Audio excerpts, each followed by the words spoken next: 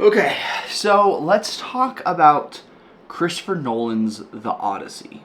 So when it comes to Christopher Nolan's Odyssey, there is a ton to admire, but this movie isn't for everyone.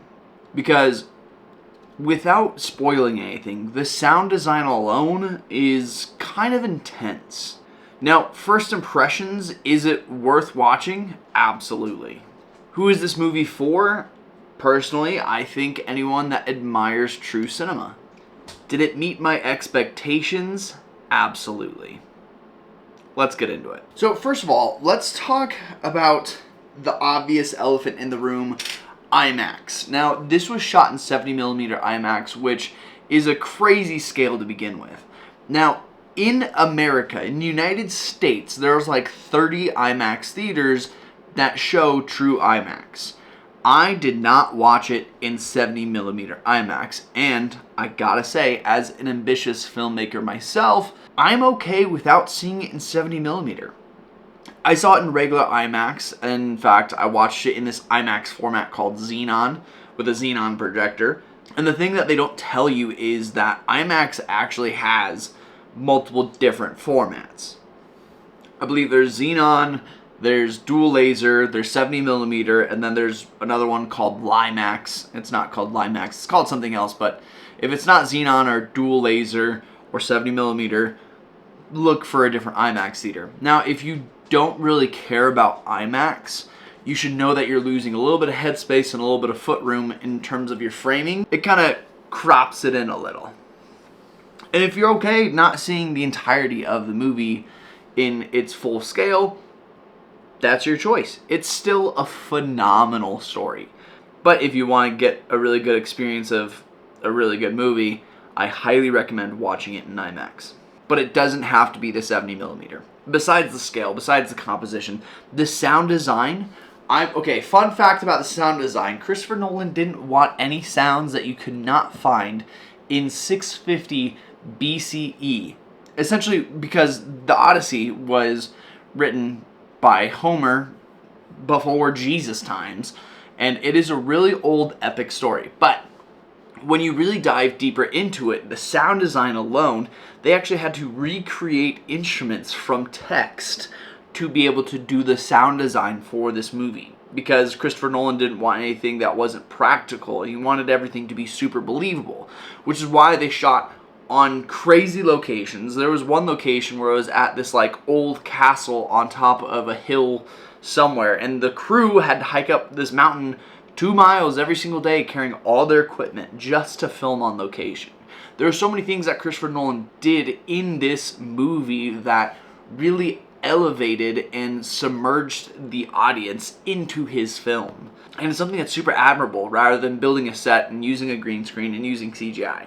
Now, if you know anything about Christopher Nolan hates using CGI. He loves using practical effects. And again, without spoiling anything, if you watch it with keeping in mind that there's the most minimalist amount of CGI possible, you start to question a lot of different scenes in the movie.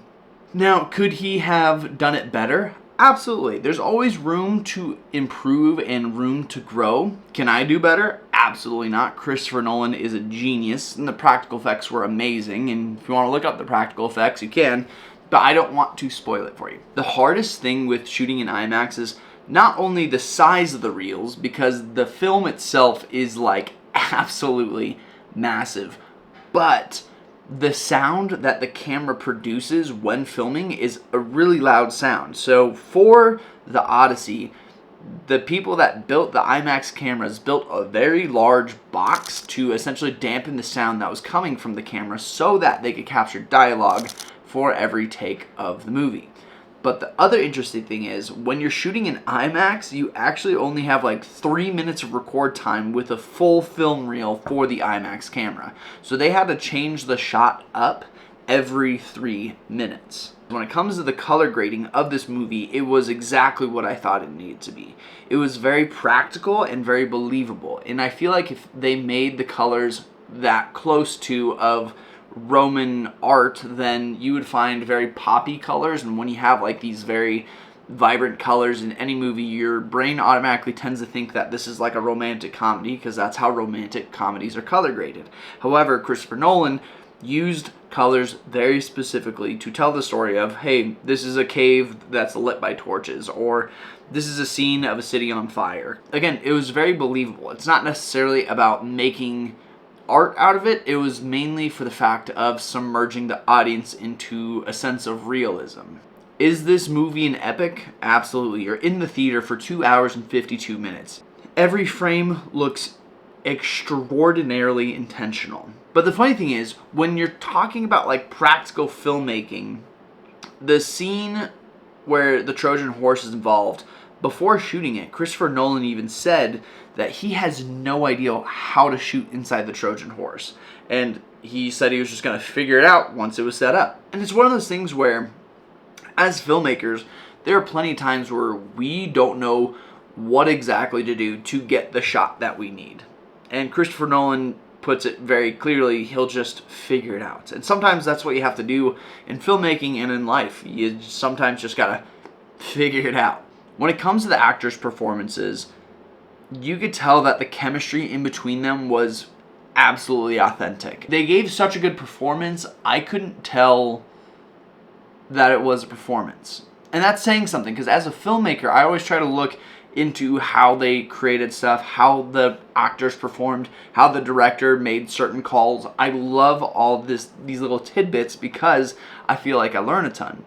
But I was so immersed in the sound design and the performances and the composition and the fact that it made all in IMAX. I mean, mind-blowing. You ever watch a movie and it's like just going really slow and you actually have to like work to comprehend it? That is not this movie. The Odyssey is such a phenomenal film. It captures your attention without you even noticing. Even with the focus pulling issue, I think I would still give this movie myself a 9.5 out of 10. It is extremely well executed. But we're all human. Filmmakers make mistakes, and I totally get that. I don't think Nolan made a mistake. I think the focus puller made a mistake, but that's just my 2 cents. That's the one bad thing about this movie. But if you're not looking for it, you're going to miss the fact that they missed focus, which is alright. This is one of the movies that I would compare Christopher Nolan's work to something like Interstellar, which, by the way, also directed by Christopher Nolan. His use of practical effects is very admirable and powerful. Let's talk about it a little bit further. Let's open it to a discussion. Should people see it? Absolutely. 100%. Should they see it in IMAX? If you can, absolutely. It will give you a different experience. If you want to see something very well executed and you want to deep further into how it was executed, absolutely. This is one of the movies that you should watch as a filmmaker. And the reasoning is because the use of practical effects, the obstacles that Nolan had to get over, and the fact that he just pushed through it and worked through it and didn't use as much CGI as other directors, I highly, highly, highly recommend seeing this movie. There's not another movie that feels as pristine and is more well executed than the Odyssey. If you love filmmaking, it's definitely worth seeing on the biggest screen possible. And if you don't like the movie, it's really hard to hate the craftsmanship that went behind it. What do you guys think? Where does the Odyssey land for you guys? Is it in your top 3? Is it the worst movie you've ever seen? Or is it the best one yet? I look forward to discussing in the comments.